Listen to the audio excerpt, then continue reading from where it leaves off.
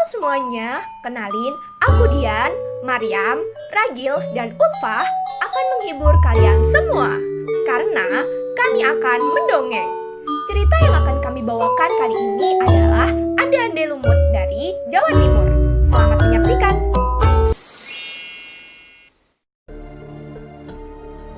Alkisah, di Jawa Timur berdirilah dua kerajaan.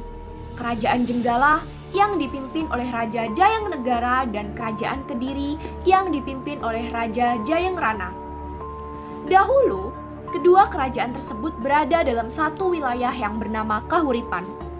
Sesuai pesan Airlangga, kedua kerajaan tersebut harus disatukan kembali melalui pernikahan untuk menghindari peperangan di antara mereka. Akhirnya, Pangeran Panji Asmarabangun, putra dari Jayangnegara, dinikahkan dengan Putri Dewi Sekartaji, putri dari Jayangrana. Suatu ketika, kerajaan Jenggala tiba-tiba diserang oleh kerajaan musuh. Di saat pertempuran sengit berlangsung, Putri Dewi Sekartaji melarikan diri ke sebuah desa yang jauh dari Jenggala. Ia menyamar sebagai gadis kampung dan mengabdi kepada seorang janda kaya raya bernama Nyai Intan. Nyai Intan mempunyai 3 putri yang cantik dan genit, Klenting Merah, Klenting Hijau, dan Klenting Biru. Oleh Nyai Intan, Dewi Sekartaji diangkat menjadi anak dan diberi nama Klenting Kuning. Namun, Klenting Kuning selalu diperlakukan jahat dan seenaknya oleh Nyai Intan dan ketiga saudarinya. Suatu hari, Klenting Kuning sedang sibuk membersihkan rumah. Klenting Biru, Klenting Hijau, dan Klenting Merah tidak mau membantunya dan hanya asik bersenda gurau. Kemudian, tiba-tiba datanglah seorang pembawa berita ke kampung mereka.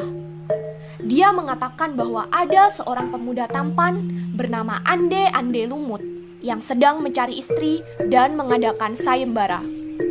Bagi siapapun yang tertarik, diminta datang ke rumah Mbok Rondo dan Ande-Ande Lumut akan memilih salah satu di antara mereka. Pemuda tampan? Ah, aku mau.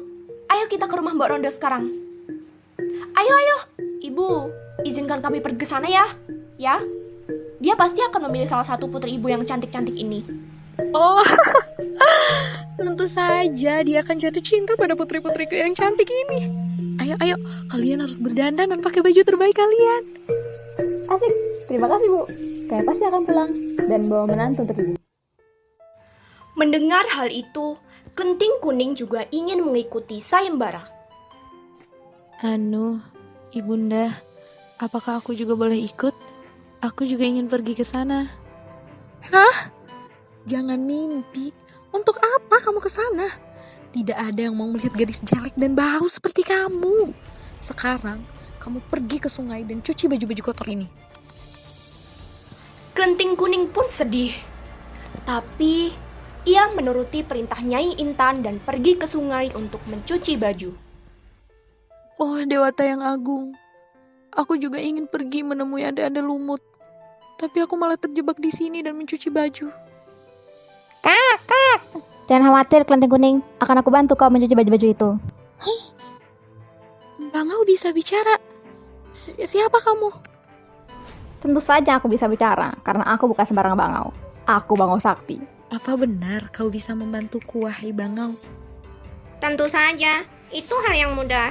Wah, kau benar-benar Bangau Sakti. Terima kasih banyak. Tidak perlu Klenting Kuning. Sekarang pergi dan temuilah Ande-Ande Lumut. Ambil cambuk ini, kamu pasti akan membutuhkannya. Kebahagiaan sudah menunggumu Klenting Kuning. Klenting Kuning pun segera pulang dan bersiap-siap untuk pergi ke rumah Mbok Rondo. Sementara itu, Klenting Merah, Klenting Biru, dan Klenting Hijau sampai di sebuah sungai yang lebar dan deras. Mereka bingung bagaimana caranya menyeberangi sungai itu, karena tidak ada jembatan maupun rakit. Aduh, bagaimana ini Kak? Kita tidak bisa melewati sungai ini. Iya nih, aduh, tidak mungkin kita berenang. Nanti bedaku luntur, bajuku basah semua. Tiba-tiba, seekor kepiting yang sangat besar muncul dari dalam sungai. Hei, gadis-gadis manis, apa kalian ingin menyeberang? Benar. Kami harus pergi ke seberang. Kau bisa bantu kami? Oh, tenang. Yuyu Kangkang yang baik ini dengan senang hati akan membantu gadis-gadis cantik seperti kalian. Tapi ada syaratnya. Apa? Uang? Kau mau berapa? Wahahaha, aku tidak butuh uang. Aku akan menyeberangkan kalian dan kalian harus menciumku, hehe. Kak, masa kita harus mencium makhluk jelek itu sih? Iyuh. Udahlah kak, kita turuti saja. Toh, ada dulumu tidak akan tahu. Baiklah Yuyu Kangkang, kami terima persyaratanmu. Kelenteng merah, kelenteng biru, dan kelenteng hijau pun akhirnya mencium Yuyu Kangkang. Setelah itu, Yuyu Kangkang dengan cepat menyeberangkan mereka. Tak lama setelah itu, kelenting kuning sampai juga di sungai. Yuyu Kangkang lagi-lagi muncul dari dalam sungai. Halo gadis manis, aku Yuyu Kangkang, penguasa sungai ini. Yuyu Kangkang yang baik, maukah kau menolongku menyeberangi sungai ini? Boleh saja, tapi kau harus menciumku terlebih dahulu. Apa? Aku tidak sudi memberimu ciuman. Ya sudah, menyeberang saja sendiri. Toh, ande-ande lumut tidak akan mau dengan gadis jelek dan bau sepertimu. Yang cantik-cantik saja banyak yang ditolak. Kelenting kuning pun bingung dan marah. Lalu ia mengeluarkan cambuk dari si bangau sakti dan memukulkannya ke sungai. Secara ajaib, air sungai menyurut dan menjadi kering. Yuyu Kangkang kaget dan ketakutan.